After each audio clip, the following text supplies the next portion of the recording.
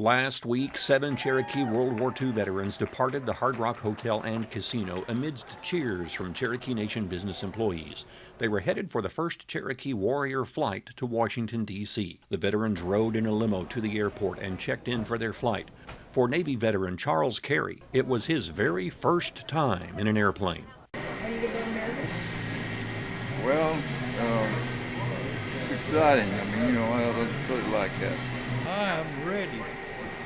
Group photos were taken of the 7 veterans and their assistants. They then entered the plane for a day of travel. Eventually arriving in the nation's capital, they checked into the hotel and the evening was theirs for rest and refreshment. The next day, everyone loaded up for an exciting day full of tours of the nation's many war memorials. Ready, excited to go?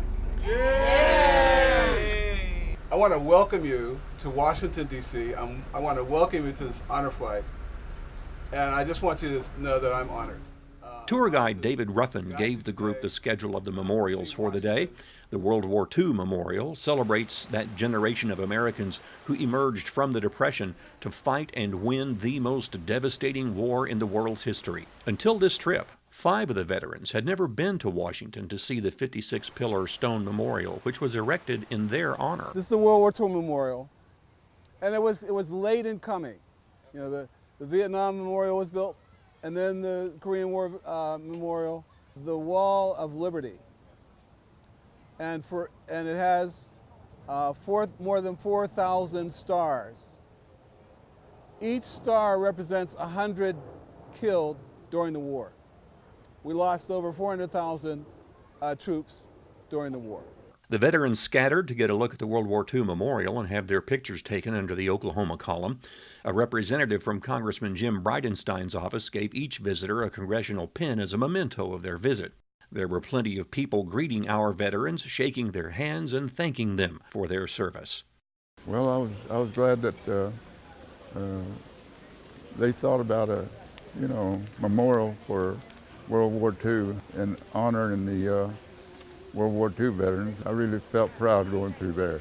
There are 19 figures, number 19 because they were fighting over the 38th parallel. Half of 38, 19. They also visited the Korean War Memorial. Navy veteran Dewey Alberti was the only veteran on the trip who served in World War II and in Korea.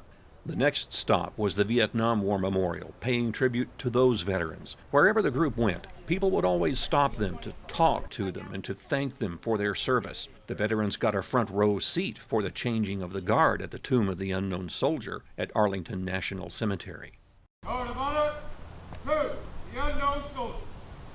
The ceremony that you are about to witness is the changing of the guard. Reason, come!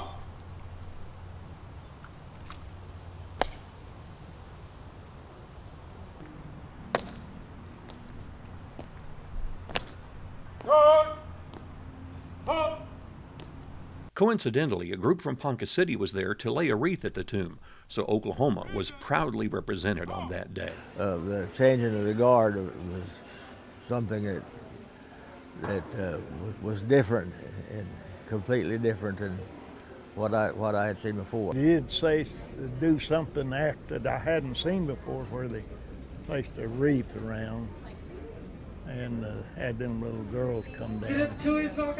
It's fine. I enjoyed it. On the final day, a representative from Congressman Markwayne Mullin's office led them on a guided tour of the U.S. Capitol building, where statues of Sequoyah and Will Rogers represent Oklahoma. Every state has 2 statues, and this is one of Oklahoma's statues. We really wanted to make sure that everyone from the honor flight was able to go on the House floor. The veterans received a special invitation to enter the House floor at the U.S. Capitol. I think the favorite was today we went to the Capitol and just looked at a very little part of it. But hey, it's amazing what they have here. And it's part of the museum and it goes way back. Their visit complete, it was time to return home to Oklahoma. Let's go. They returned to the Tulsa International Airport, greeted by honored Patriot Guard riders who led the veterans with a motorcycle escort back to the Hard Rock Hotel and Casino in Tulsa. The trip was great. It was wonderful, and I really enjoyed it. Really did. Need a little more time. You take your breath away. They're really something. I thought kind of like it was an honor to get to come with the group, you know, in such a manner as we did. I just thought it was a great honor to get to come up and join with all of these people and see all these things. I've never made a trip like this before, and I wasn't expecting anything like that I've experienced. They're just more than I had any idea there was such a thing. I didn't know there was that many people in Korea that got killed over there, our men. That's one experience that I wish we didn't have to make. It meant everything to me. I never figured I'd ever come up to this. I don't know what I can tell you how I felt. I felt great. Felt like I went back in time on some of it. Happy, real happy. Yeah, I appreciate it and grateful.